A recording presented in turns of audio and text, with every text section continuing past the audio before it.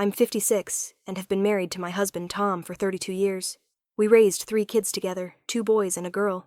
Our youngest, Ben, just turned 25 and got married last year to a woman named Maya.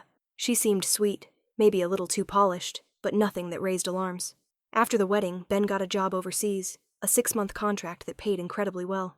Maya didn't want to go, said she wanted to focus on her brand back here.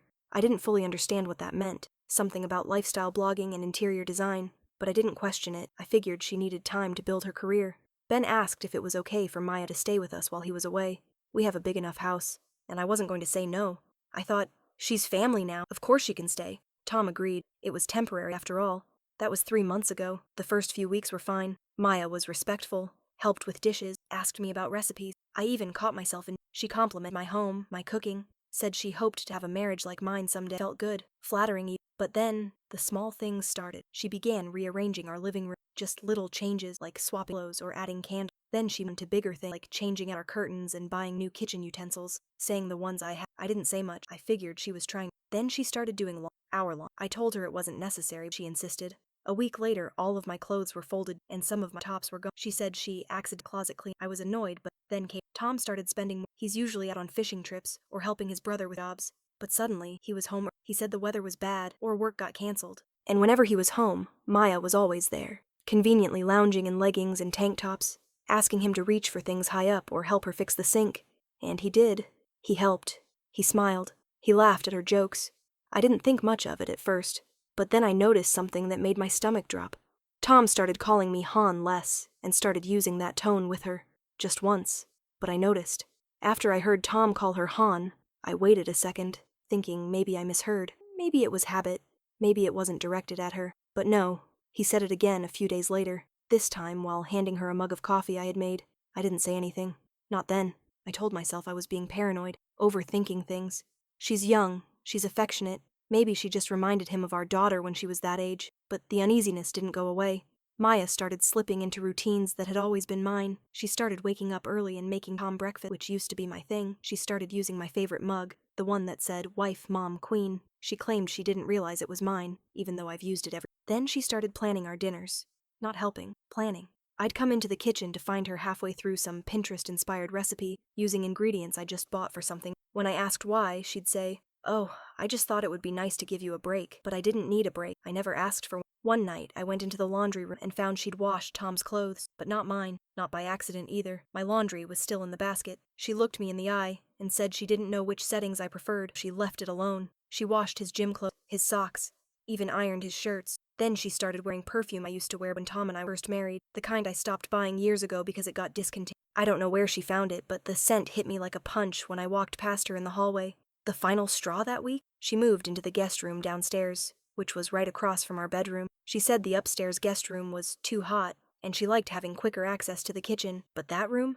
That was the same room we used as a den when the kids were young. The same one where Tom and I used to sit up late watching movies. It was the closest room, and suddenly it's just there. Every time I stepped out at night, every time I got up early, right outside our bedroom door, she'd pop her head out and say good morning or sleep well before I'd even gotten to the bathroom. It started feeling like I was the guest in my own home. And Tom? Tom didn't see it. He said she was just trying to be helpful, that I needed to relax, that I was letting stress make me paranoid. I wanted to scream. I wanted to shake him and ask if he was really that blind. But he looked at me with that same tired smile he gives when he's humoring me. I felt invisible, until the night I walked into the kitchen and saw something I wasn't supposed to see.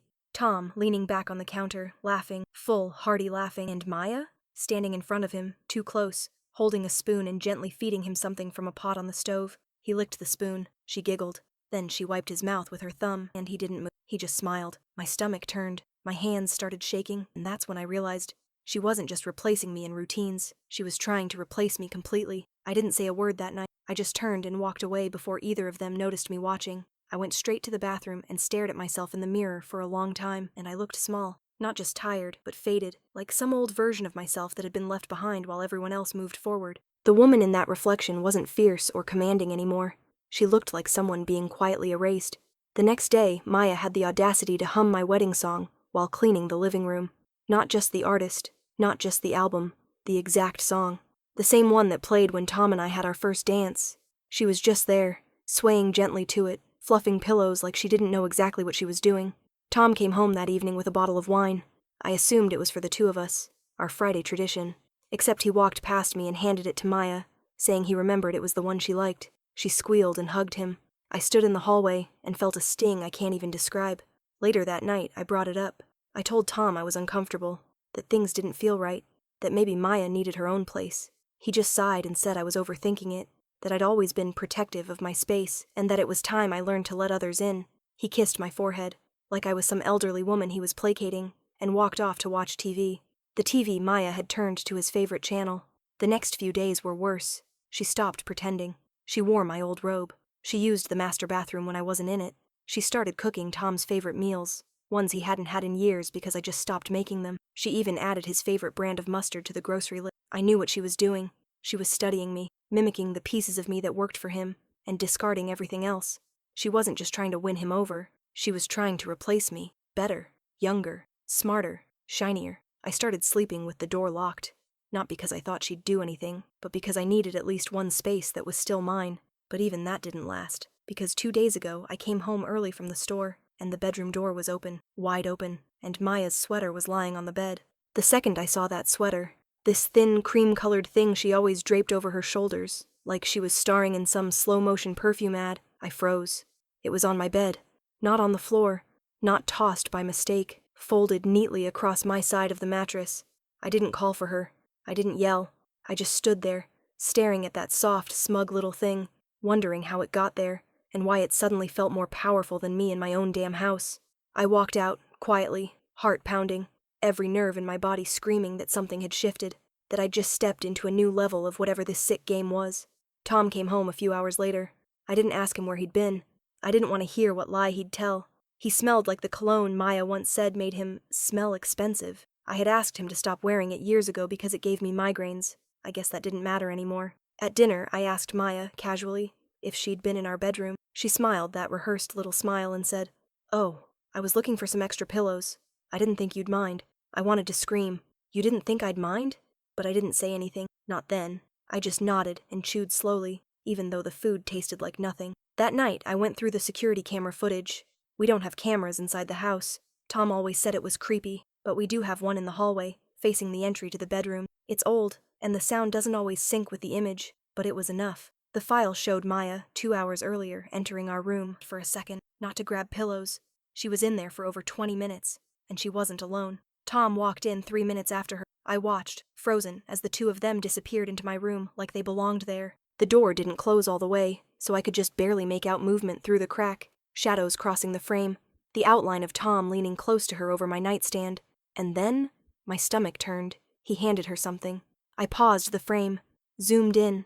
It was small, pale, one of my perfume bottles. I haven't worn that scent in years.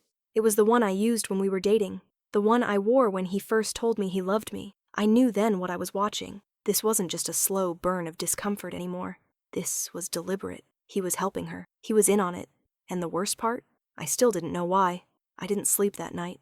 I lay in bed, lights off, eyes wide, just staring at the ceiling while every minute stretched out like a punishment.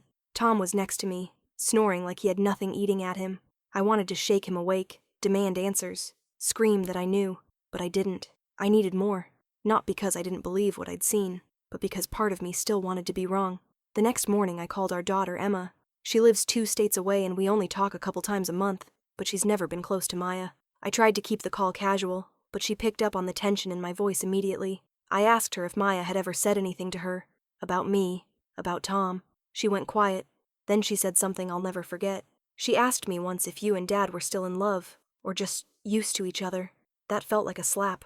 Emma said she brushed it off at the time, figured Maya was just being weird, but now, hearing me ask, she admitted something else.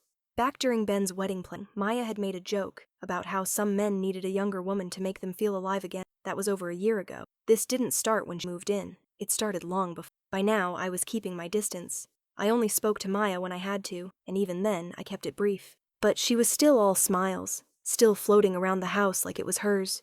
She played music when she cooked, wore my old apron like a trophy, took selfies in the mirror of my bathroom, and posted them online with captions like, "Home is what you make it." She knew exactly what she was doing.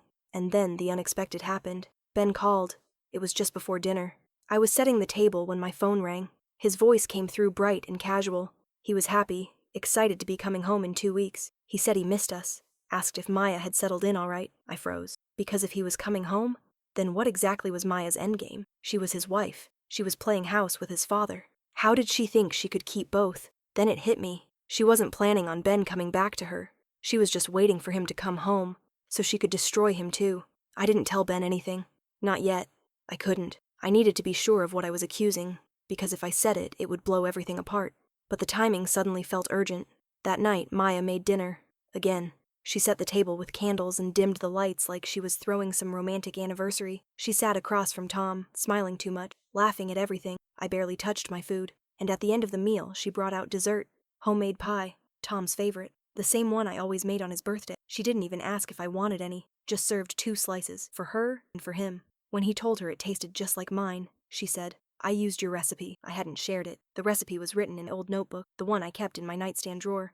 The drawer I never thought anyone would touch, and now it was clear. She wasn't just copying. She'd been inside my room more times than I'd ever known. I waited until everyone was asleep. Then I went to my nightstand. My notebook was still there, but something about it felt wrong. I flipped through the pages. 2 were missing, ripped clean out. She hadn't copied my recipe. She stole it. I checked the rest of the drawer. Old birthday cards, love notes from Tom. One of them was gone too. A letter he wrote me for our 20th anniversary. It wasn't worth anything, not on paper. But it was personal, intimate, ours, and she'd taken it. The next morning I didn't say a word. I made coffee, watched her float around in her robe, smiling, humming, as if she hadn't been picking through the bones of my marriage like it was vintage treasure. But when Tom walked in and kissed her on the cheek, I knew. This wasn't one-sided anymore. It wasn't a peck on the cheek kind of kiss. It lingered, soft, familiar, wrong. He didn't even look at me when he did it. I didn't react. I couldn't.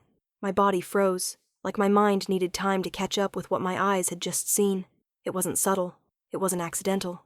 It was intentional. She looked at me too, not with fear, with triumph. I walked out of the room, closed the door behind me, sat in my car and cried like I hadn't cried in years. And then I took a breath, opened my phone, and called Ben. It was time. Ben didn't believe me at first. His voice cracked when I told him. He kept asking, "Are you sure?" Like maybe I'd misread everything, like maybe his father, his wife, couldn't possibly do something like that. So I told him about the kiss, the robe, the stolen recipe, the missing letter, the 20 minutes in our bedroom, and then I sent him the hallway footage. He didn't respond for almost an hour. When he finally did, his message was short. "Don't say anything. I'm coming home early." 2 days later, I heard the front door open at 7 a.m. Ben was home, and Maya had no idea. I stayed in the kitchen when he walked in. He didn't even stop to hug me. His eyes were dead set, forward, focused. Maya came out of the bathroom in one of my towels, hair wrapped like she owned the place. She froze when she saw him, tried to act surprised, tried to smile. He didn't say a word, just raised his phone and pressed play. The hallway footage played loud. The moment she slipped into our bedroom, the moment Tom followed, the moment she shut the door behind them. Her face dropped. Then Ben turned to Tom, who had just come down the stairs, rubbing his eyes like he didn't realize the floor beneath him was about to disappear. "Is this what you've become?" Ben asked. His voice didn't even shake. Tom didn't answer. He couldn't. Maya opened her mouth, then shut it again.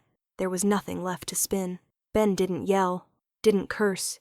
He just stood there, shoulders squared, jaw clenched, and said, "You deserve each other." He left the house 20 minutes later with a single suitcase and his wedding ring on the counter, and I followed. Not after him, but away from them. I didn't say goodbye, didn't give Tom the satisfaction of a dramatic speech or a final tearful look. I packed my bags, called Emma, and went to stay with her.